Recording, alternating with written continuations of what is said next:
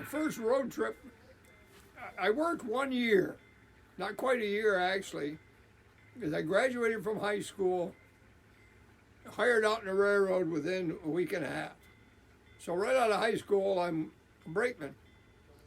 Of course, in those days, we didn't get any training. We just went to work. But that's a whole nother story.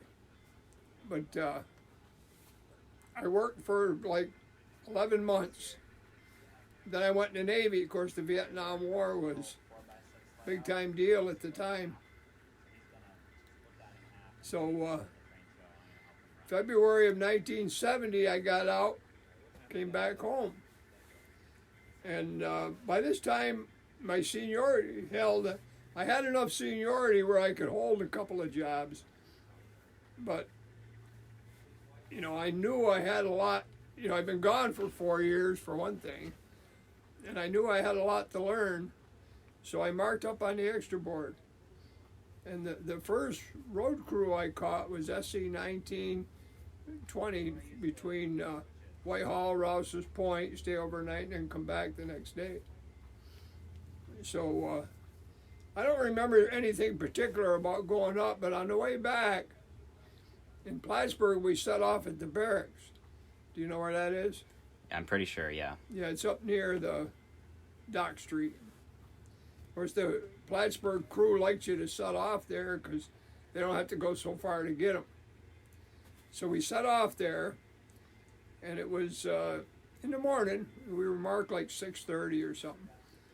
And some kids pulled the pin on us. As soon as we started, you know, we made our set off, got back on the train, and as soon as we started pulling, we broke in two.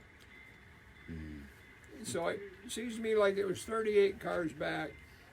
But I was full of bullets, you know. I hadn't worked in a long time, and I was kind of excited about getting back to this. So I told the older guy I was with, Claude Bruce, I said, you stay here, Claude, I'll go back and get it. So I walked back, put the train back together, hooked the air up, and I started walking back up to get on the engine. Well, the engineer, a fellow named Boiler Buster Keys, he started pulling. He didn't wait for me to get to the engine. So I'm watching the cars go by. Now remember, I've been gone a long time. I don't really know what's going on here. So I'm assuming, well, must be he wants me to get on the caboose. But he kept going faster and faster. I said, I ain't waiting for no caboose. And I jumped on the side of the train. Now this is in February. No, I think it was actually March. No, it was in February. And my God, I said, I'm going to freeze to death before I get to Whitehall. But they went down to Bluff Point to make a pickup.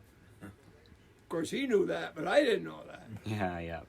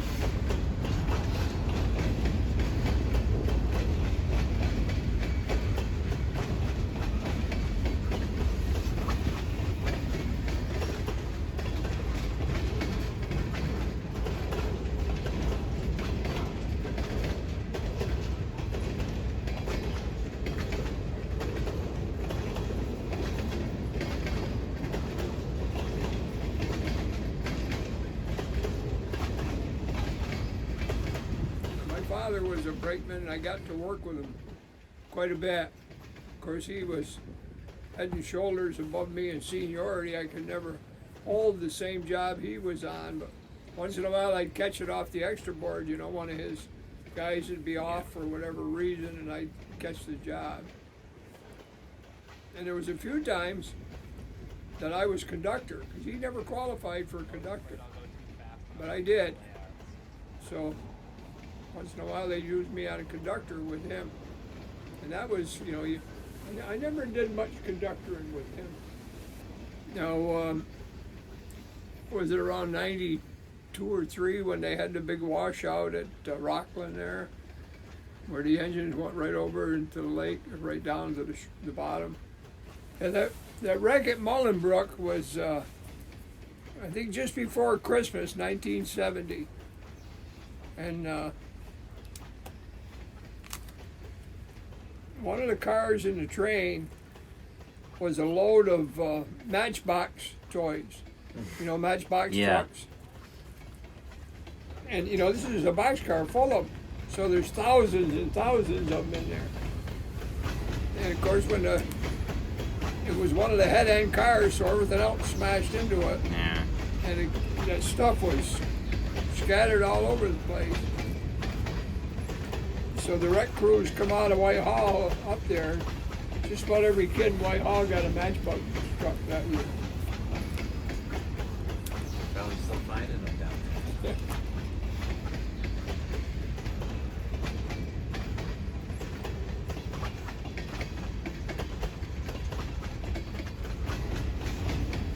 Well, the hotshot job was the paper train. You familiar with that? WR-1? Yeah, WR1 and RW6. You know, that was the railroad's bread and butter. Or bread and butter.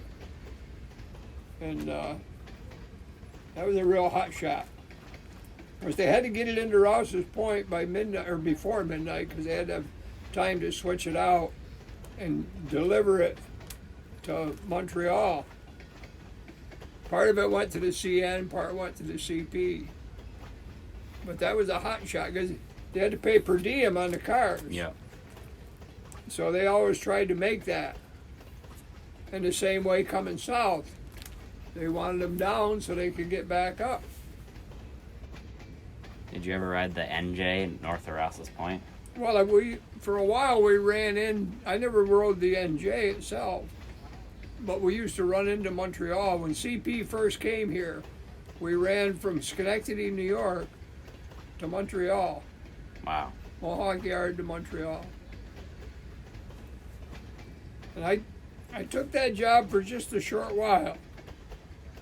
Didn't much care for it because you were gone so long.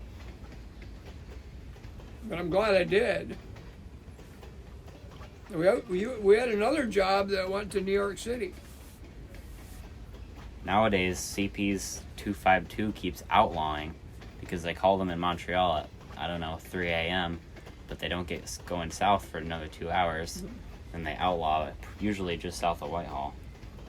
Well, the railroad I was on and the railroad you got today is a completely different thing. Yeah.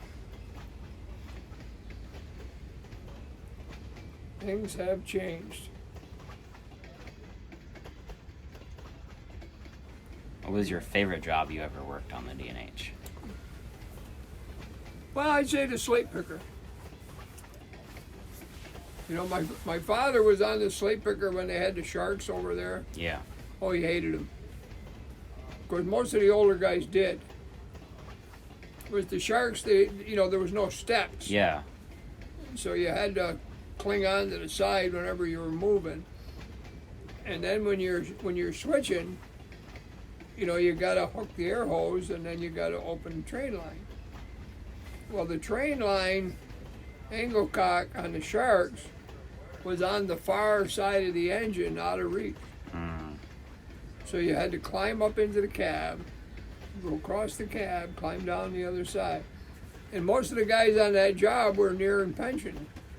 They were older. They didn't much like that at all. Yeah, I mean, those weren't made for that kind of job. No.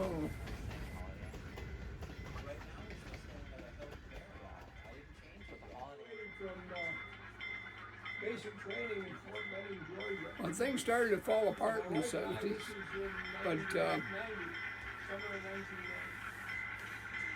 Whitehall, Mechanicsville. Mechanicsville was a huge operation. Oneonta was a huge operation. None of us could ever even begin to imagine that they would do away with it. Yeah. But the railroad was set up by the range of the steam engines. They can only go so far, and then they got to be dealt with.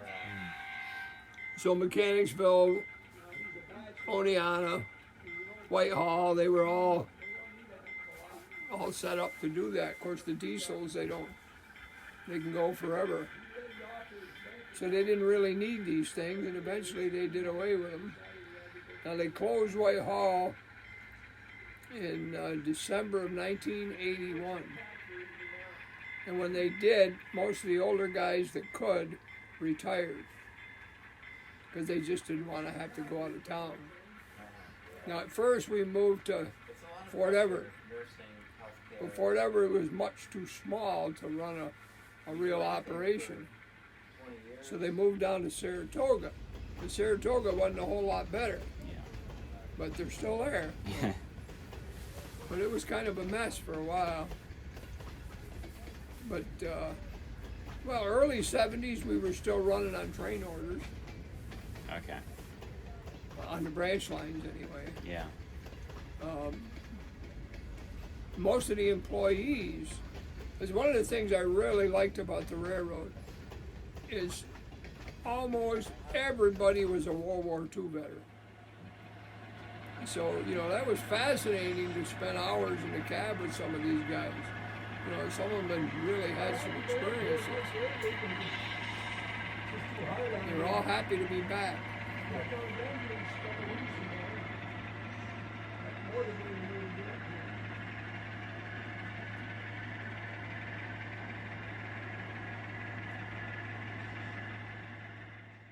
Your regular trains, like SC-19 and 20, they had marking times.